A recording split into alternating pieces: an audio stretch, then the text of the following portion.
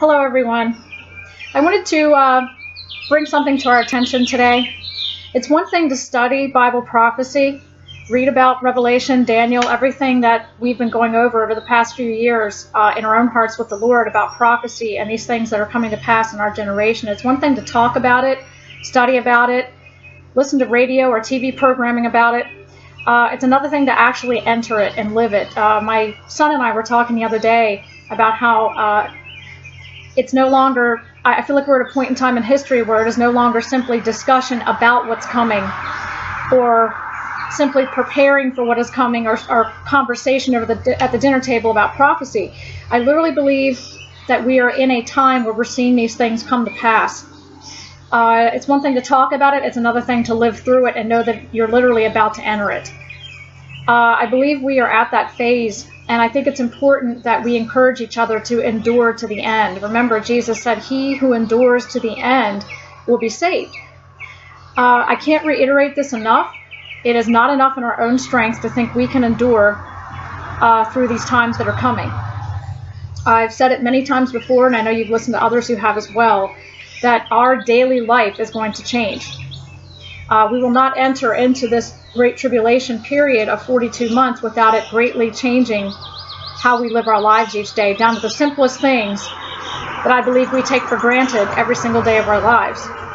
But I wanted to read a few scriptures this morning that really stood out in my heart as I was studying this topic of endurance, and I wanted to share them with you because it's the Spirit of God speaking to us today. It's not coming from me or anyone else. It's God himself telling us to endure to the end. Stand firm. Let nothing move you. So let me begin with James chapter 5, verse 11. "Behold, we count them happy," or some versions say blessed, "which endure. You have heard of the patience of Job, and have seen the end of the Lord, and the Lord is very pitiful and tender of mercy."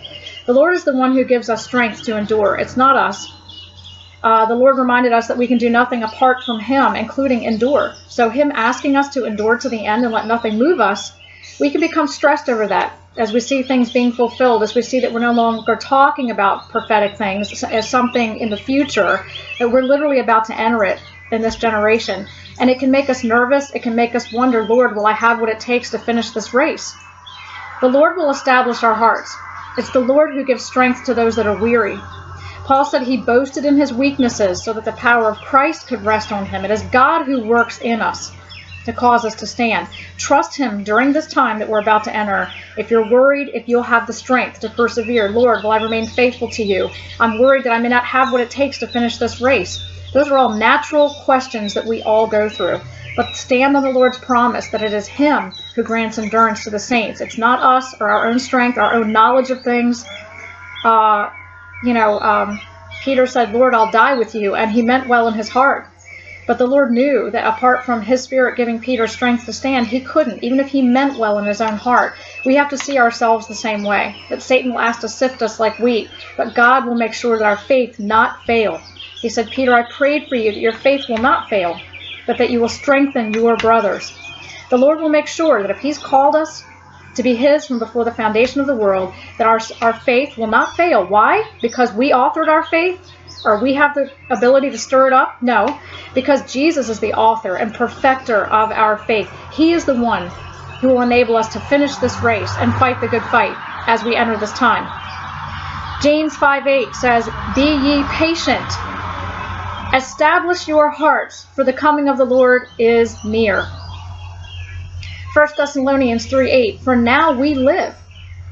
If you stand fast in the Lord." Stand fast, don't move. Job 17:9, "The righteous also shall hold on his way, and he that hath clean hands shall be stronger and stronger." What Job was saying here, or the Spirit was saying through Job, is that if you're righteous and you're called by God, not righteous in your own ability, but if God has called you and declared you righteous by the blood of his Son, his sacrifice, you will hold on.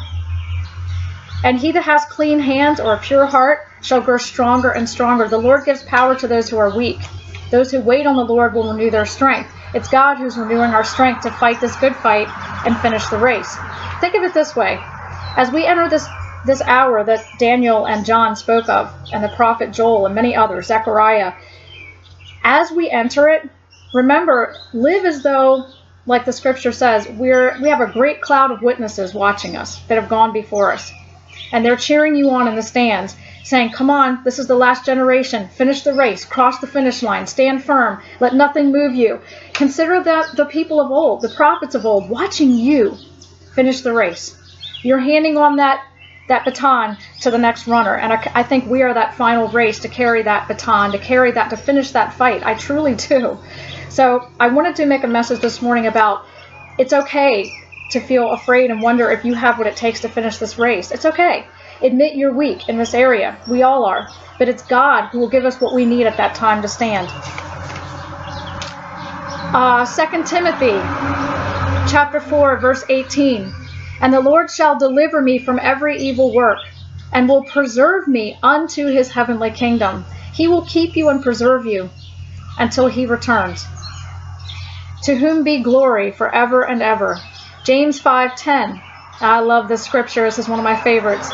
Take my brethren, the prophets, who have spoken in the name of the Lord, for an example of suffering, affliction, and of patience.